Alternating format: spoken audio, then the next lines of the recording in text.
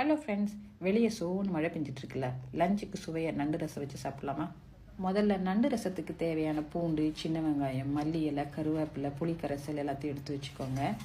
தக்காளியை நல்லா வேக வச்சு எடுத்து வச்சுக்கோங்க. நண்டு கால்களை மட்டும் நம்ம ரசத்துக்கு இப்போ பயன்படுத்தலாம். நல்லா சுத்தமாக கழுகி எடுத்து வச்சுக்கோங்க.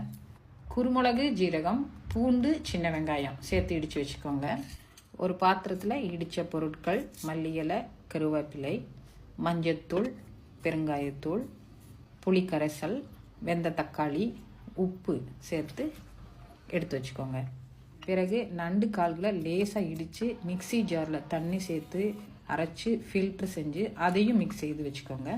ஒரு பாத்திரத்தில் தாளிப்புக்கு தேவையான எண்ணெயை ஊற்றி கடுகு, வத்தல் மிளகாய் சேர்த்து தாளிச்சிடுங்க.